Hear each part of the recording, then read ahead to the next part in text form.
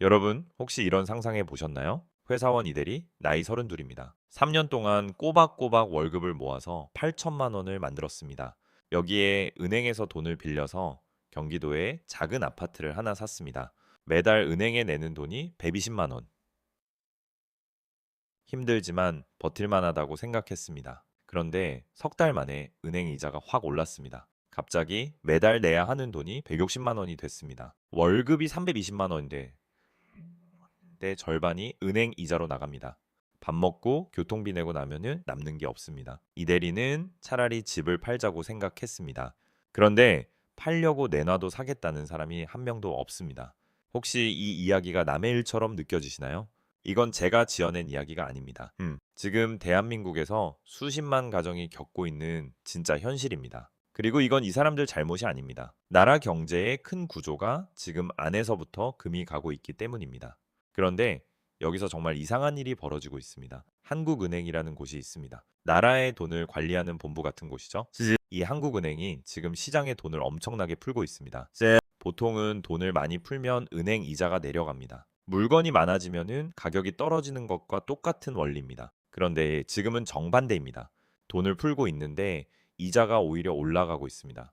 불이 났는데 물을 뿌렸더니 그 물이 기름이었던 겁니다. 불이 더 커지고 있습니다. 도대체 무슨 일이 벌어지고 있는 걸까요? 오늘 이 영상 하나로 모든 것을 쉽게 풀어드리겠습니다. 그리고 가장 중요하게 이런 상황에서 우리 돈을 어떻게 지켜야 하는지까지 누구나 당장 따라 할 수 있는 방법을 알려드리겠습니다. 자, 시작합니다. 먼저 지금 무슨 일이 벌어지고 있는지 쉽게 설명해 드리겠습니다. 놀이터에 있는 시소를 떠올려 보십시오. 한쪽에 무거운 것을 올려놓으면 반대쪽에 올라가죠. 돈과 이자의 관계도 이 시소와 같습니다. 시장에 돈을 많이 넣으면 이자가 내려가고 돈을 거둬들이면 이자가 올라갑니다. 이게 정상입니다. 그런데 지금 한국은행이 시소 한쪽에 돈을 수조 원이나 쌓아 올리고 있는데 반대편 이자가 오히려 하늘로 치솟고 있습니다. 시소가 부러진 겁니다. 숫자로 보면은 더 명확해집니다. 나라에서 돈을 빌릴 때 쓰는 약속 증서가 있는데 이것을 국고채라고 합니다. 이 국고채의 이자가 원래 2%대 후반이었는데 지금 3% 중반까지 치솟았습니다. 왜 이런 일이 벌어지는 걸까요? 전 세계의 큰 투자자들이 한국은행의 행동을 보고 이렇게 생각한 겁니다. 저렇게 필사적으로 돈을 쏟아붓는다는 건 안에서 큰 문제가 터지고 있다는 뜻이잖아. 병원에 비유하면 이렇습니다. 의사가 갑자기 응급실로 뛰어가면서 온갖 장비를 다 가져오라고 소리치면 우리는 환자 상태가 심각하구나 라고 생각하지, 아, 안심이다 라고 생각하지 않잖아요. 지금 시장이 딱 그 상태입니다. 한국은행이 열심히 치료하면 할수록 시장은 더 겁을 먹고 돈을 빼가고 있는 겁니다. 그렇다면 이 문제의 뿌리는 어디에 있을까요? 바로 부동산 PF라는 겁니다. PF는 프로젝트 파이낸싱의 줄임말인데 쉽게 말하면 이겁니다. 건설 회사가 아파트를 짓고 싶은데 돈이 없습니다. 그래서 은행이나 증권사 같은 데서 나중에 아파트 다 지어서 팔면 갚을게 라고 약속하고 돈을 빌립니다. 이게 PF입니다. 문제는 아파트가 안 팔리면은 빌린 돈을 못 갚는다는 겁니다. 이건 제 뇌피셜이 아닙니다. 데이터를 볼까요? 지금 이렇게 돈을 못 갚을 위험에 처한 PF 규모가 약 20조 원이나 됩니다. 상상이 가시나요? 학교 급식비가 한 끼에 5천 원이라고 치면 대한민국 전체 초중고 학생이 약 530만 명이니까 전교생 급식비를 무려 750년 동안 낼 수 있는 어마어마한 돈입니다. 이 돈이 한꺼번에 문제가 되면은 무슨 일이 벌어질까요? 도미노를 생각해 보십시오. 첫 번째 도미노, 건설 회사가 망합니다. 두 번째 도미노, 건설 회사의 돈을 빌려준 작은 은행과 증권사가 타격을 받습니다. 세 번째, 도미노. 그 충격이 우리가 월급을 넣어두는 큰 은행까지 전해집니다.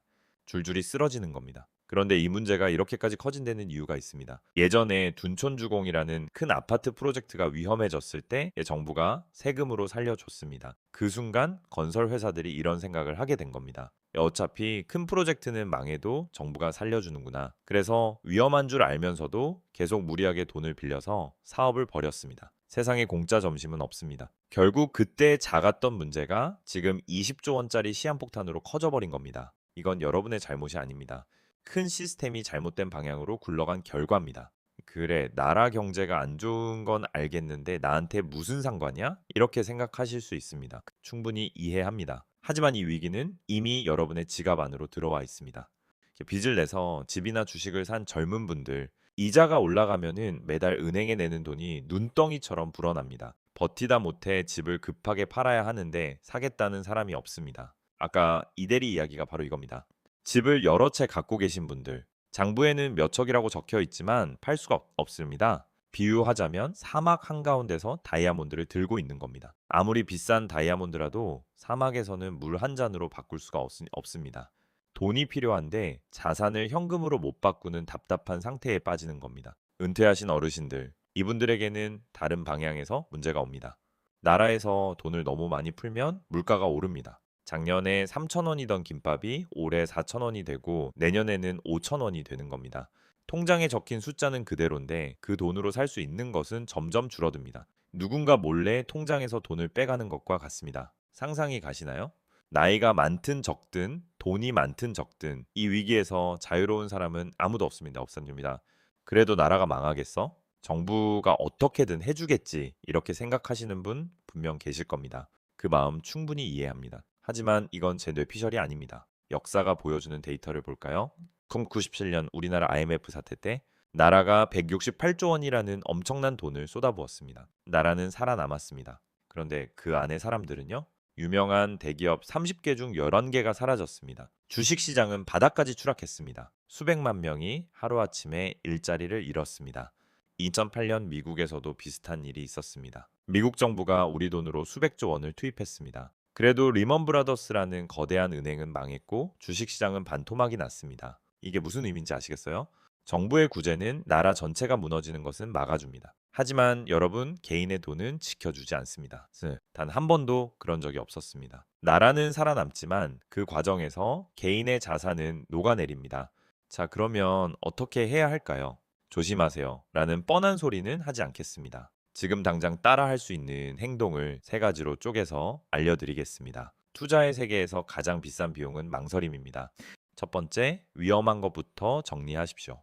빚을 많이 진 건설 회사 주식, 부동산 관련 상품 중에 위험해 보이는 것이 있다면 과감하게 파십시오. 그리고 전체 돈 중에서 현금을 최소 30% 이상 갖고 계십시오. 현금은 겨울에 입는 패딩 같은 겁니다. 추울 때 입지 않으면 얼어 죽습니다. 두 번째, 자동으로 돌아가는 저축 시스템을 만드십시오. 솔직히 말씀드리겠습니다. 매달 달러를 사야지, 금을 사야지 결심만 하고 실제로 실행하는 사람은 거의 없습니다. 이건 여러분의 잘못이 아닙니다. 사람의 뇌가 그렇게 만들어져 있습니다. 그래서 의지력에 기대지 말고 자동으로 돌아가게 만들어야 합니다. 은행 앱에서 매달 월급날 다음 날 자동으로 월급의 10%가 달러 통장으로 옮겨지도록 설정하십시오. 증권 앱에서 월급의 5%가 금 관련 상품에 자동으로 들어가도록 걸어두십시오. 한 번 세팅하면 끝입니다. 10분이면 됩니다. 세 번째, 매일 아침 5분씩 경제 신호등을 확인하십시오. 5가지만 보시면 됩니다. 국고채 10년물 금리가 4%를 넘는지, 달러 환율이 1,500원을 넘보는지, 외국인 투자자가 계속 한국 주식을 팔고 있는지, 이 신호들에 빨간불이 동시에 3개 이상 켜지면은 심각한 상황이라는 뜻입니다. 그때는 20대, 30대라면은 현금을 더 늘려서 나중에 싸게 살 준비를 하시고 50대, 60대라면 안전한 곳으로 돈을 최대한 옮겨서 원금을 지키는 데 집중하십시오. 마지막으로 이 이야기를 드리겠습니다. 이미 늦은 거 아닌가? 내 돈은 얼마 안 되는데 뭘 해? 라는 생각이 드실 겁니다. 충분히 이해합니다. 하지만 숫자로 보여드리겠습니다. 1997년 IMF 때 주식시장이 바닥으로 추락했을 때 무서워도 매달 30만 원씩만 꾸준히 좋은 주식을 산 사람이 있었다고 칩시다. 3년 뒤 그 사람의 1,180만 원은 3,200만 원이 되어 있었습니다. 3배입니다. 거기서 멈추지 않고 10년, 20년을 계속한 사람은 수억 원의 자산을 만들어냈습니다. 눈덩이를 생각해 보십시오. 처음에는 주먹만 합니다. 하지만 언덕에서 한번 굴리기 시작하면은 시간이 지날수록 점점 커져서 나중에는 거대한 덩어리가 됩니다. 이것이 복리의 힘이고 시간의 힘입니다. 지금 대한민국 경제는 위험한 상태입니다.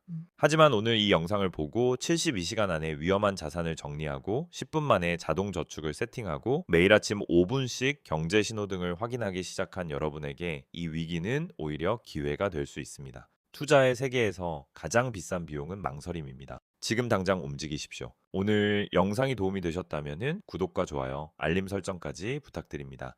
감사합니다.